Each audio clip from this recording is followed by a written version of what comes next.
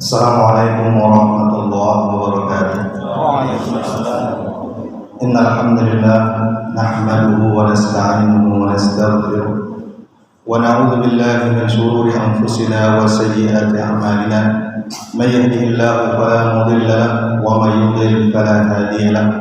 Wa ashhadu an la ilaha illallah wahdahu la syarika lahu wa ashhadu anna Muhammadan abduhu wa rasuluh. يا أيها الذين آمنوا اتقوا الله حق تقاته ولا تموتن إلا وأنتم مسلمون يا أيها الناس اتقوا ربكم الذي خلقكم من نفس واحدة وخلق منها زوجها وبث منهما رجالا كثيرا ونساء واتقوا الله الذي تساءلون به والأرحام إن الله كان عليكم رقيبا يا أيها الذين آمنوا اتقوا الله وقولوا قولا سديدا يصلح لكم أعمالكم ويغفر لكم ذنوبكم ومن يطع الله ورسوله فقد فاز فوزا عظيما أما بعد فإن أصدق الحديث كتاب الله وخير الهدى هدى محمد صلى الله عليه وسلم وشر الأمور محدثاتها فإن كل محدثة بدعة وكل بدعة ضلالة وكل ضلالة في النار وبعد. Hadirin para saksi nikah yang dirahmati Allah, kemudian secara khusus saudara kami dan saudari kami yang paling berbahagia di hari ini. Pada kesempatan ini kami ingin mengajak antum semua untuk merenungkan kembali sebuah ayat di dalam Al-Quran yang Allah sebutkan ketika Allah menyebutkan deretan-deretan tanda-tanda kekuasaan Allah Subhanahu wa taala yang dia awali dengan bahwasanya Allah menciptakan bapak kita semua yaitu Nabi Adam alaihissalam dari tanah, dan itu merupakan sebuah tanda kekuasaan Allah Subhanahu wa taala.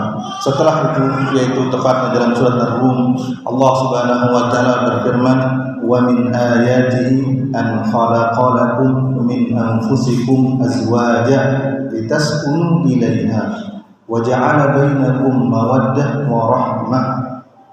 Inna fi dzalika laayatin liqaumin yatafakkarun."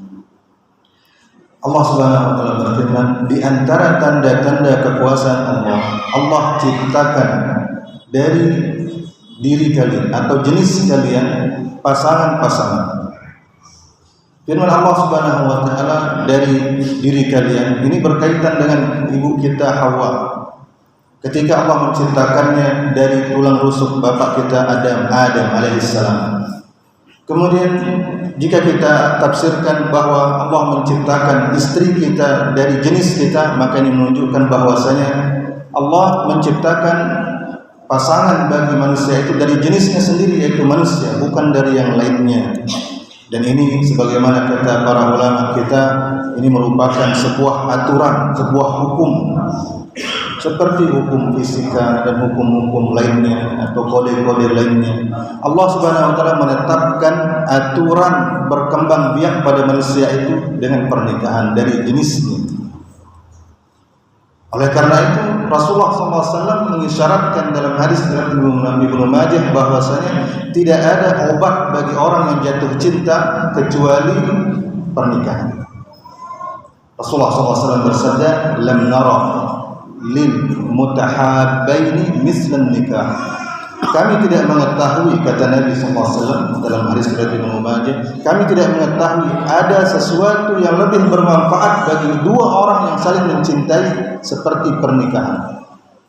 Kata Allamah As-Sindi rahimahullah taala ketika menjelaskan hadis ini, artinya seketika seorang yang saling mencintai menikah, maka cintanya itu akan semakin bertambah, yang tidak bisa ditambah oleh ikatan-ikatan lainnya, pacaran atau apapun namanya. Karena Allah Subhanahu wa taala menetapkan bahwasanya hubungan antara laki dan perempuan ini melalui pernikahan. Dan ini adalah aturan dari Allah Subhanahu wa taala, sehingga dia tidak sama seperti tumbuhan berkembang biak, tidak sama seperti hewan. Oleh karena itu nanti Allah menyebutkan bahwasanya ada cinta dan kasih sayang antara suami tersebut, suami istri tersebut. Mungkin antum tahu bagaimana perkawinan antara sebagian serangga, misalnya belalang, yang belalang sembah kata orang. Ketika dia menikah, maka betinanya akan memakan kepala jantannya. Bisa bayangkan siapa yang akan berani menikah di kalangan manusia kalau seperti itu pernikahannya. Kemudian kutu kasur itu akan melobangi perut betinanya ketika melakukan perkawinan. Sementara Allah Subhanahu wa taala menjadikan pernikahan dan perkawinan antara manusia itu sebagai sesuatu yang didasari dengan cinta dan kasih. Kemudian Allah berfirman, Allah menciptakan jenis wanita bagi laki-laki dari jenis manusia sebagai pasangan litaskunu ilaiha. Ini di sini Allah Subhanahu wa taala memilih litaskunu ilaiha. Litaskunu ilaiha menggunakan kata ila. Salah saudara kita paham, tapi kita ingin mengulangi faedah ini.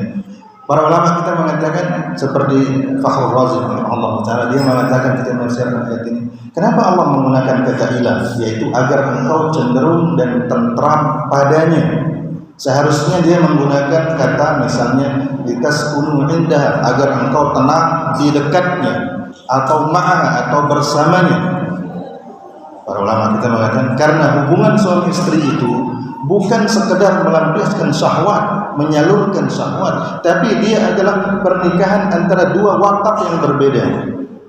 Dia adalah pernikahan antara dua manusia yang sebelumnya belum pernah saling mengenal. Sehingga di antara perkara ajaib yang kami dapatkan antara pernikahan-pernikahan orang-orang yang tidak saling mengenal sebelumnya, ada dikisahkan saudarinya sendiri cerita kepada dia, yang bercerita ini, bahwasanya pada malam pertamanya suami sangat grogi dan dia gemetaran. Akhirnya ketika dia akan membacakan doa untuk istrinya, dia malah membaca doa naik kendaraan. Subhanalladzi sakhkhara lana hadza wa ma kunna lahu muqrinin. Ya, mudah-mudahan Ustaz Hasan tidak seperti itu. Dan lebih menakjubkannya lagi, ketika ada kisah lainnya, ketika sedang masuk ke kamar istrinya pada malam pertama, dia bingung obrolan pembuka apa yang harus dia ucapkan. Akhirnya dia bertanya kepada istrinya, "Ya ukhti, masmuki?" Wahai saudariku, namamu siapa? Istrinya pun bilang, "Yang hadir akad nikah tadi siapa?"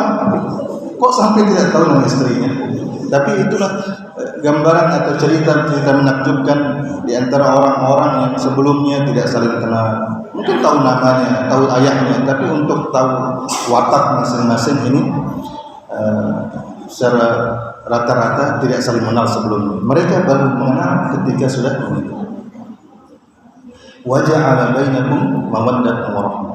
Sebelumnya, jadi kesimpulannya Allah ingin mengatakan kepada kita bahwasanya fungsi istri itu adalah agar kita secara rohani tentram padanya. Kalau Ustaz Hasan nanti tiba-tiba pulang jam 12 malam, tidak perlu dia khawatir dimarahi oleh saudara kita Pak Iman, karena sudah sah istrinya. Seterusnya, kemudian tidak perlu khawatir ditegur oleh satpam pondok ketika pulang malam-malam. Jadi ketenangan rohani ketika memilih kata-kata bersamanya, justru ini akan menunjukkan bahwasanya dia tempatnya saja tenang, tapi hatinya tidak tenang, pikirannya tidak tenang.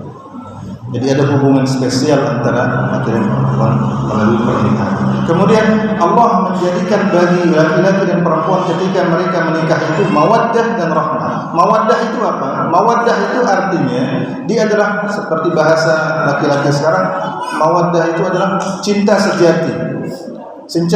Cinta sejati yang bagaimana? Yang diungkapkan dengan perbuatan. Artinya seseorang yang memiliki mawaddah kepada orang lain, dia akan melakukan hal-hal yang menunjukkan cintanya kepada orang lain tersebut. Seorang yang mencintai kita belum tentu dia bisa menampakkan, tapi seorang suami dia akan berusaha menunjukkan cintanya kepada istrinya. Seorang istri dia akan berusaha menunjukkan cintanya kepada suami. Warahmah, dan rahmat ini apa artinya? Rahmat ini artinya adalah sebuah akhlak yang mendorong pemiliknya untuk husnul muamalah. Dia bermuamalah, berinteraksi dengan indah kepada orang lain. Sehingga para ulama kita mengatakan ketika Allah menghendaki di dalam sebuah rumah tangga kebaikan dan keberkahan, Allah berikan kelemah lembutan kepada suaminya dan juga kepada istrinya. Mirip dikatakan oleh Al-Hasan bin Ali radhiyallahu ta'ala anhu, salah satu riwayat yang dinisbatkan kepada beliau, zawwij ibnataka min taqi. Wahai para wali, wahai para orang tua, nikahkan anakmu, putrimu dengan lelaki yang bertakwa. Fa in ahabbaha akramaha. Jika dia mencintai putrimu, maka dia akan memuliakan dia. Wa in abghadaha lam yadhlimha. Tapi jika dia tidak mencintainya, dia tidak akan menzolimi dia. Karena ada rahmat. Yang namanya cinta pasti ada problem, ada konflik dalam rumah tangga. Tapi setelah itu Allah melanjutkan rahmat. Pernikahan itu didasari juga oleh rahmat, kasih sayang, maka dia akan meredam problem tersebut. Mereka akan saling memberikan haknya, menjalani kewajibannya masing-masing. Maka nasihat pada kedua mempelai, jika mempelai wanita mendengarnya, untuk sama-sama bertakwa kepada Allah Subhanahu wa taala. Keduanya kita kenal sebagai penuntut ilmu. Salah satunya pernah kami ajar, kemudian saudara Hasan juga kami kenal sebagai seorang penuntut ilmu sampai sekarang, wala nuzakki 'ala Allahi ahada. Maka kurang lebih mereka sudah mempelajari banyak hal tentang bagaimana Nabi SAW berumah tangga. Kita berdoa kepada mereka berdua agar Allah SWT senantiasa memberikan mereka taufik sebagai pasangan di dunia dan di akhirat. Wallahu ta'ala a'lam bishawab. Mudah-mudahan bermanfaat apa yang kita sampaikan. Wassallallahu ala nabiyina Muhammad wa ala alihi wa sahbihi wasallam. Wassalamualaikum warahmatullahi wabarakatuh.